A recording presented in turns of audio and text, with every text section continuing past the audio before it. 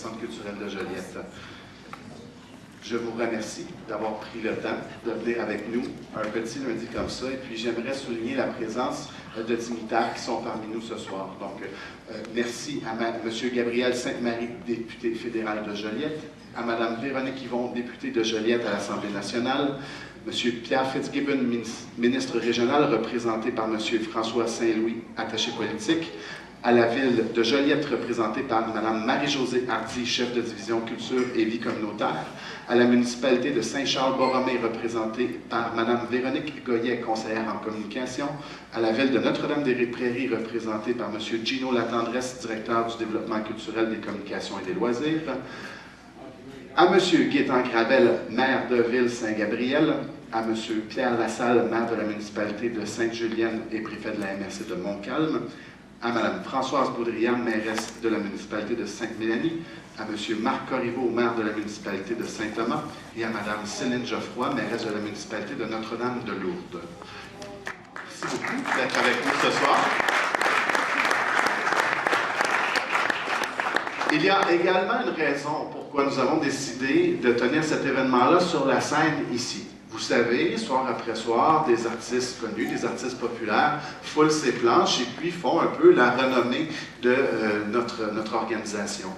Mais il ne faudrait surtout pas oublier que vous, chers employés, bénévoles, administrateurs, partenaires municipaux, commanditaires, donateurs, passionnés de culture, amis et familles, vous êtes tous des acteurs vedettes de notre organisation. Alors, bonsoir à tous et toutes. Un grand merci d'être ici avec nous ce soir. Un organisme à but non lucratif, comme le Centre culturel, peut atteindre ses 40 ans et envisager l'avenir avec optimisme s'il peut minimalement compter sur 4 éléments de base. Avoir des lieux de diffusion adéquats. Et vous le savez, on travaille là-dessus. On aura des annonces à faire probablement dans les prochaines semaines ou mois. Avoir un public qui a envie de se déplacer pour venir voir les spectacles. Chaque année, il y a 80 000 personnes qui voient des spectacles dans la salle ici. Avoir une équipe engagée et compétente qui programme, diffuse et gère tout ce qui a à être géré. Il y a une centaine de personnes qui gravitent autour du centre culturel. Il y a une trentaine d'employés, une trentaine de contractuels, une quarantaine de bénévoles, incluant les membres du conseil d'administration. Et enfin, le 4e élément, il faut avoir le financement nécessaire qui lui permet d'accomplir l'ensemble de sa mission. Et sa mission, Centre culturel, c'est d'offrir aux différents publics de la Naudière des expériences culturelles uniques et stimulantes, tant par les spectacles qui sont présentés en salle, que par des activités de médiation comme le Festival Petit Bonheur qui a lieu présentement. Il y a des spectacles pour les 0-6 ans dans une vingtaine ou trentaine de municipalités, je ne veux pas me tromper, de la région, et c'est déjà un premier accès à la culture pour les jeunes enfants. Donc, il y a près de 4 ans, dans un contexte où nous voulions consolider les bases du centre culturel afin qu'il puisse jouer son rôle pleinement et durablement, notre organisation a procédé à l'analyse de sa structure de financement. À ce moment, nous avons établi un ambitieux plan d'action qui visait à maximiser les sources de revenus de l'organisation. Pour arriver à jouer son rôle, tout diffuseur majeur compte sur plusieurs sources de revenus. Premièrement, le financement municipal et gouvernemental. C'est essentiel, c'est vital.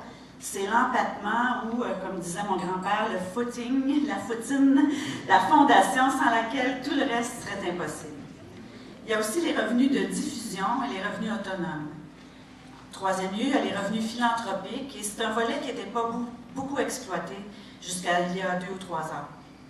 Et enfin, il y a les alliances de marque ou, si vous voulez, les partenariats ou les commandites, dont le programme, quand on a fait l'analyse il y a 4 ans, nécessitait une importante revue. Au moment où nous avons réfléchi à l'avenir du centre culturel, on a décidé de travailler sur tous les fronts, c'est-à-dire de maximiser chaque source de revenus. Tout le monde s'est retroussé les manches. Nous avons poursuivi le travail pour accroître les revenus autonomes, donc les revenus de diffusion, les revenus de billetterie, de services techniques. On On a multiplié les rencontres et réitéré les demandes annuelles de fonctionnement auprès de forts importants partenaires municipaux et gouvernementaux. Nous avons aussi mis en place une première campagne majeure de financement. En fait, c'était la première depuis plus de 20 ans, pour le projet de rénovation dont on pourra parler plus tard cet été, et pour assurer la pérennité de notre organisation en créant, par exemple, des fonds. Et, enfin, nous avons entièrement revu le programme d'alliance de marque, c'est-à-dire les partenariats commerciaux. Le travail de réflexion a été amorcé alors que Pierre Lambert était président du CA et que Gilles Pitre était directeur général du CCJ et que Gino était encore dans l'équipe. C'est dire que c'est un travail de longue haleine, pour lequel plusieurs personnes ont été mises à contribution, dont Kim Marcellet et son équipe du Centre culturel, ainsi que le comité marketing dirigé par Maude Malo, qui est administratrice et qui siège au conseil d'administration du Centre culturel. Tout ce beau monde a fait un travail très sérieux. L'évaluation de la valeur des alliances de marque, la révision de l'architecture des programmes d'alliances de marque et la planification et la rencontre de nombreux partenaires potentiels. Bonne nouvelle, les résultats de ce travail et les propositions du Centre culturel ont été bien accueillis par la communauté d'affaires. Aujourd'hui, si on a déjà un verre de mousseux en main, c'est que c'est l'aboutissement d'un long processus de positionnement de l'organisme. Un processus qui teintera la prochaine décennie. Nous dévoilerons sous peu, dans quelques minutes, le premier d'une série de nouveaux partenariats. Et je vais vous parler de ce premier partenariat. Fort d'une collaboration de plus de 25 ans, il était tout naturel pour le Centre culturel de se tourner à nouveau vers la Caisse Desjardins de Joliette et du Centre de la Nodière. Nous souhaitions poursuivre la route avec une organisation qui prend activement part au développement social et économique de notre région. Une organisation qui se donne pour mission de partager la prospérité. Une organisation qui soutient la culture. J'invite donc à me joindre 3 personnes afin que nous échangions sur le processus qui a mené à l'annonce que l'on fait aujourd'hui. Ce sont 3 dirigeants qui ont marqué ou qui marqueront l'histoire de Desjardins à Joliette parce que, entre autres, ces personnes valorisent l'entraide et l'engagement au sein de la communauté. J'invite M. Jean Denomé, jeune retraité de Desjardins,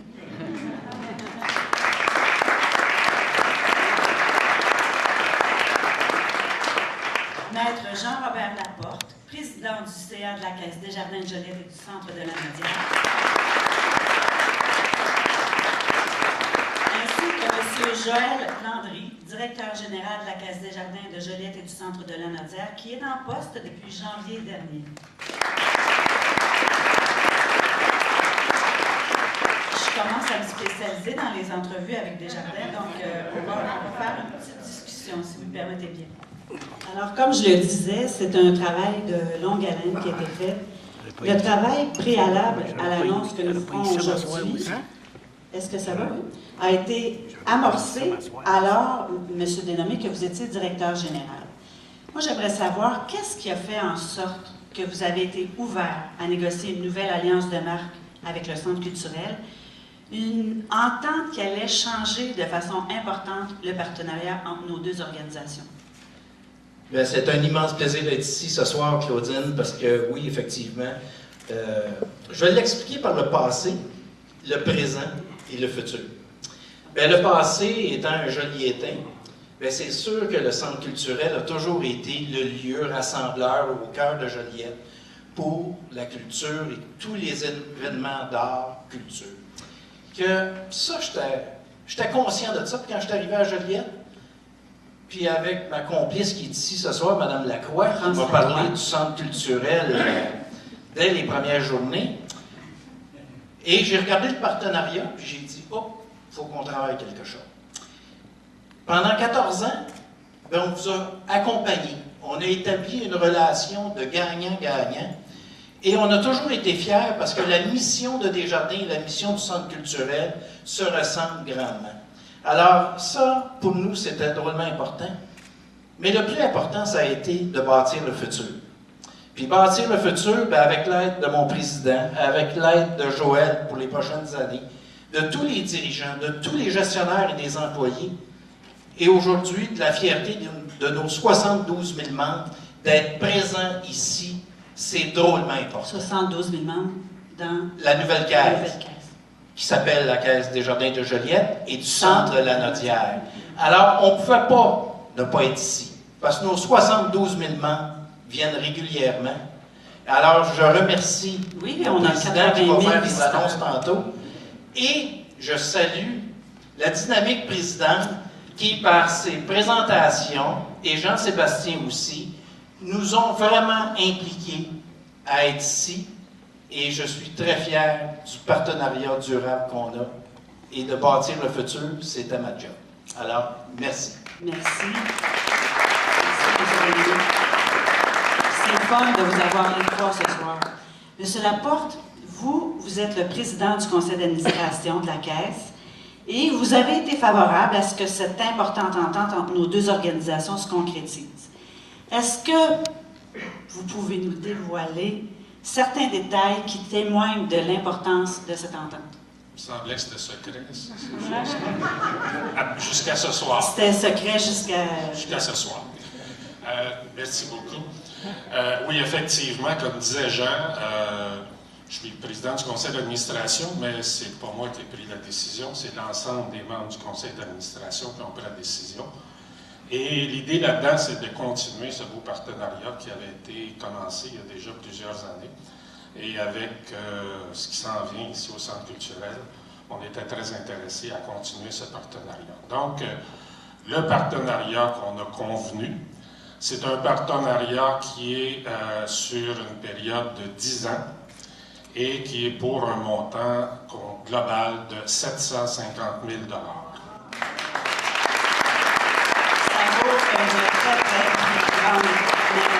On vient d'être surprise du chef, là. Oui. On est heureux d'enfin pouvoir le dire. Exactement. Mais en fait, il y avait beaucoup de raisons qui nous ont amenés à continuer ce partenariat-là. Parce que quand une organisation comme la Caisse prend un partenariat avec une autre organisation, je pense qu'il faut vraiment regarder l'importance de cette organisation-là. Donc, pour nous, le Centre culturel, c'est une organisation très importante dans la région. Évidemment, au niveau de culture, parce que c'est un diffuseur de culture, et c'est un diffuseur, comme vous l'avez mentionné, de culture pour tous les âges. Évidemment, votre volet jeunesse, le volet du Festival et concours de musique de Lanaudière, sont des volets qui nous ont vraiment intéressés aussi, parce que pour nous, la jeunesse, c'est fort important dans nos dons et commandites. L'autre élément, c'est qu'on considère que le Centre culturel est aussi un moteur important, un moteur économique important de la région. Ça crée des emplois, mais ça crée aussi beaucoup d'achalandage pour la ville de Joliette, pour la région de Joliette, tant au niveau des restaurants et autres activités. Donc, c'était pour nous très important aussi de s'associer avec une organisation qui crée cette force économique-là. Et tantôt, vous parliez de votre mission. Chez Desjardins, notre mission, c'est enrichir la vie des personnes et des collectivités. Et on pense qu'en contribuant à ce partenariat-là, on aide à l'enrichissement de la vie des personnes et de nos collectivités. Merci, Jean-Albert.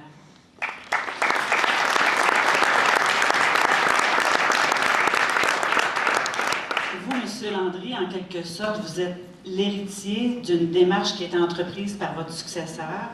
C'est une démarche que vous avez cautionnée dès votre arrivée. Et c'est une entente de partenariat dont vous aurez la responsabilité pour les 10 prochaines années. Selon vous, quel est le gage ou quels sont les gages du succès du partenariat entre le Centre culturel et la Caisse des Jardins de Joliette? D'entrée de jeu, il y a 80 000 personnes qui passent ici. Il y a 72 000 membres, donc il y a 8 000 personnes qu'il faut qu'on atteigne rapidement. Donc, si certains veulent nous aider à cet effet-là, vous savez où nous joindre. Donc, c'était ma petite promotion du départ. Donc, plus sérieusement, évidemment, je veux saluer la décision du conseil d'administration. C'est un partenariat majeur, en fait, le plus important jamais conclu par le conseil d'administration de la Caisse. Donc, c'est un événement important dans l'histoire de la Caisse. On pense que c'est un événement important aussi pour le centre culturel. Vous savez, chez Desjardins, notre but, dans le fond, c'est d'accompagner nos membres, nos 5 millions de membres, en fait, à l'échelle nationale, dans chacune des étapes de leur développement. Ma mission pour les 10 prochaines années, pour moi, est similaire. Donc, ça va être d'accompagner le centre culturel dans chacune des étapes de développement. Puis, on me dit à l'oreille qu'il y en a plusieurs. Donc, vous avez un cahier de charges là, assez bien rempli. Ce que je peux vous dire, je suis convaincu que les administrateurs et toute mon équipe, on sera là pour vous appuyer dans ces différentes étapes-là. Donc, au-delà de l'argent qui a été mentionné par Maître Laporte, bien, je pense que les gens, on représente une force économique, tout comme le centre culturel. On partage nos valeurs, M. Denomé l'a bien mentionné. Mais on sera là aussi pour vous appuyer aux différentes étapes et pour vos différents besoins tout au long de ces 10 prochaines années-là. En tout cas, j'en prends l'engagement quand même devant plusieurs personnes, avec un micro aussi dans les mains. Donc, je pense que on va me le rappeler si jamais on ne joue pas notre rôle, mais soyez rassurés. C'est inscrit dans notre mission, dans notre raison d'être, comme l'a mentionné Maître Laporte également. Donc, on peut dire en conclusion que c'est un mariage parfait entre deux organisations qui, toutes deux, contribuent au développement de notre communauté, à sa vitalité, et qui accompagnent les gens de la naissance et à toutes les étapes de leur vie, grosso modo. Deux leviers importants, je pense, pour la région, avec des valeurs communes. Moi, je pense que ça ne peut pas être autre chose qu'un succès pour les 10 prochaines années. Alors, bien sûr, on va poursuivre. Vous allez voir des choses. Jean-Sébastien va revenir, mais je veux vraiment vous remercier d'avoir été ici. On est heureux d'enfin pouvoir dévoiler ce partenariat. Et comme j'ai dit plus tôt, c'est un premier partenariat qu'on dévoile. Et il y en aura d'autres dans les prochains mois. Ce n'est que le début. Merci beaucoup. Alors, Jean-Sébastien, c'est à toi.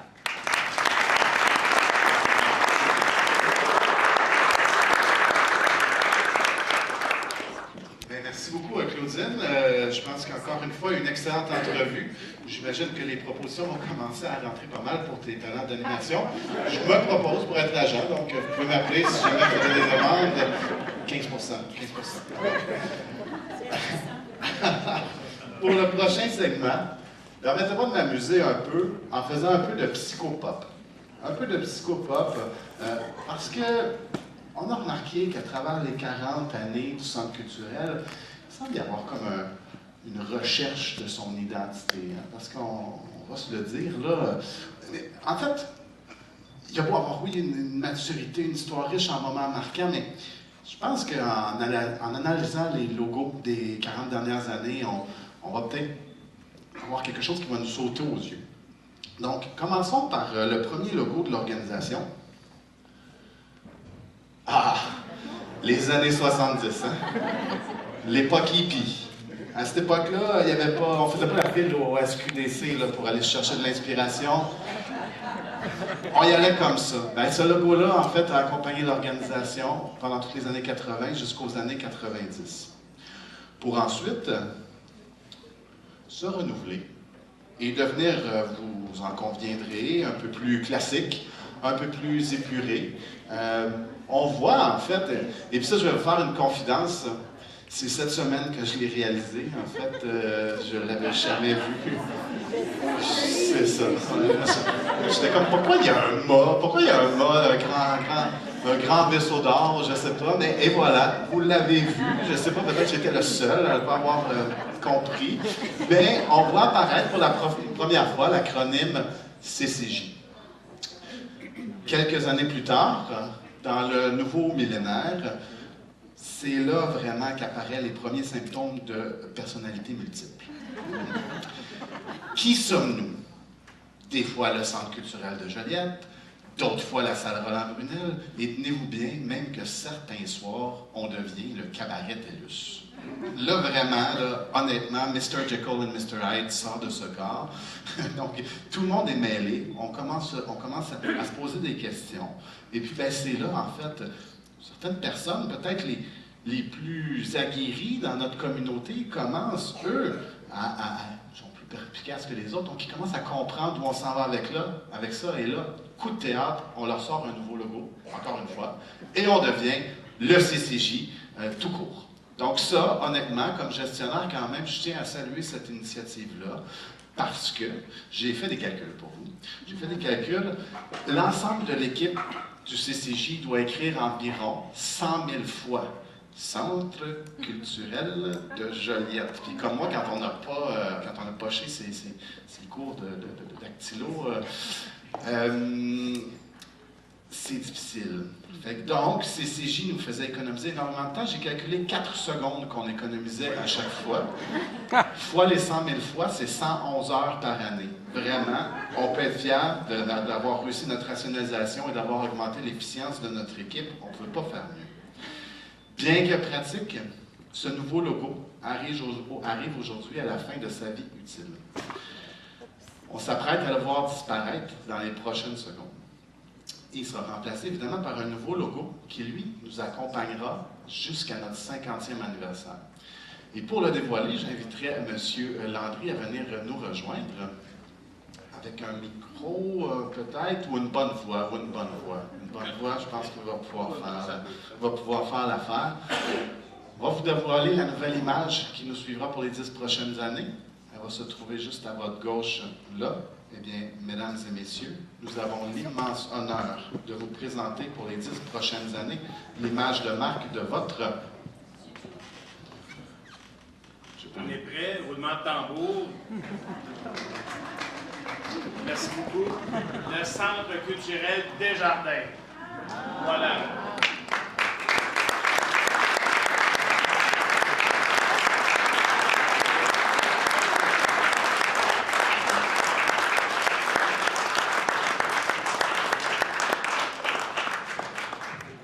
Alors, pour éviter que dans 15-20 ans, un fin finot s'amuse à faire sa libre interprétation des logos comme je viens de faire, je vais prendre quelques temps pour vous expliquer ce qui a été la réflexion derrière ce logo. Et j'en profite également pour remercier toute l'équipe de Blanco qui nous a accompagnés dans ce processus-là. Ils sont ici ce soir, j'ai croisé Mathieu Fournier tout à l'heure, donc on le salue, merci à l'équipe.